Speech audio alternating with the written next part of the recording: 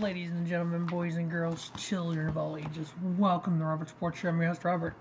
Alright, USFL Week 2. We had some good games in Week 1, I thought. We had a nail-biter that first game. Birmingham comes from behind to win. We had some low-scoring games. Overall, my picks, I was 9-3. 3-1 straight-up picks, 3-1 against the spread, 3-1 on the over-under. The South Division, Birmingham, Tampa, Houston, and New Orleans all won. The North, New Jersey, Philadelphia, Pittsburgh, and Michigan all lost, which was so weird. So we have 4 more games this week. So we have a total of 40 regular season games. We have the 2 playoff games. So basically, in the South and the North, we have the division winner leader and then the wild card number 2. They go against each other, and then the finals play for the championship game. Alright, so first game here is we have the 0-1 Michigan Panthers, who scored 12 points in Week 1, giving up 17 to Houston, versus the 0-1 New Jersey Generals. They scored 24, gave up 28 to Birmingham. Michigan's quarterback, Shea Patterson, 17 out of 25, 192 yards, 1 touchdown. Luis Perez, quarterback for the New Jersey Generals, 13 for 18, 143 yards, 2 touchdowns. DeAndre Johnson rushed for 12 for 98 yards, 1 touchdown. So the line on this game, I love these kind of softball lines right now because, obviously it's all new. No one knows what's going to happen. New Jersey Generals are favored by 1 with an over-under of 40.5. So Michigan and Houston got to 29. New Jersey and Birmingham got to, 52? So they just cut right in the middle at 40.5. So I got the Generals winning because, to me, they showed a lot of good stuff in that game. Almost 100 yards on the ground for DeAndre Johnson. They did score the second most points. Yeah, they scored the second most points at 24, only behind Birmingham. Unfortunately, they gave up the most points, so their defense has got a little ways to go. But I'm taking New Jersey to win, cover to 1, and over on the 40.5. Next up, another battle of 0-1 teams. Pittsburgh Maulers 0-1 versus the Philadelphia Stars, also 0-1. Pittsburgh scored 3 points against the Tampa Bay Bandits, while the Stars scored 17 while giving up 23 to the New Orleans Breakers.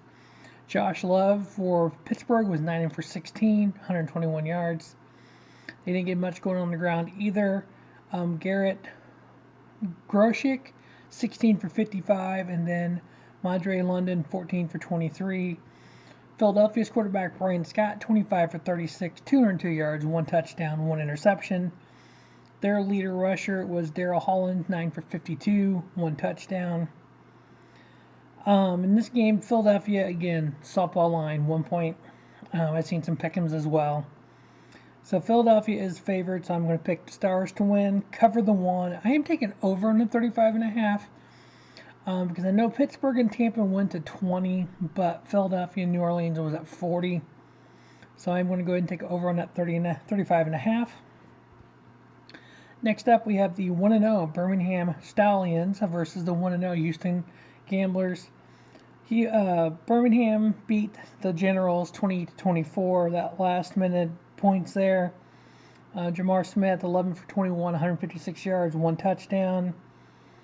And then also Alex McLaughlin, 5 for 10, 55 yards, and 1 touchdown, 1 interception. For Houston, Clayton Thorson, 9 for 17, 73 yards, touchdown, interception. Rushing, Mark Thompson, 13 for 71.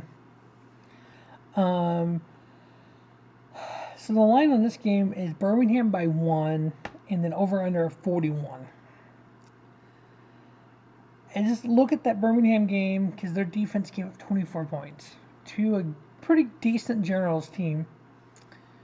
We're going to see where all these teams are as they start playing one another here. But I've got Birmingham winning, covering the 1 point. I am taking over on that 41. We'll see where that plays me. But typically my goal in these is about 60 to 65% winning percentage. What am I right now? I did not do the math on that.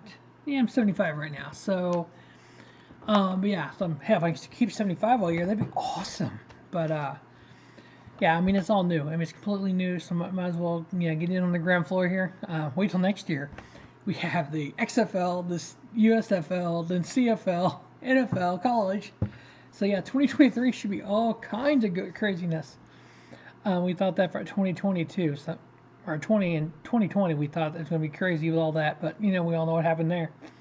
All right, the last game is the Battle of the 1-0 New Orleans Breakers versus the Tampa Bay Bandits.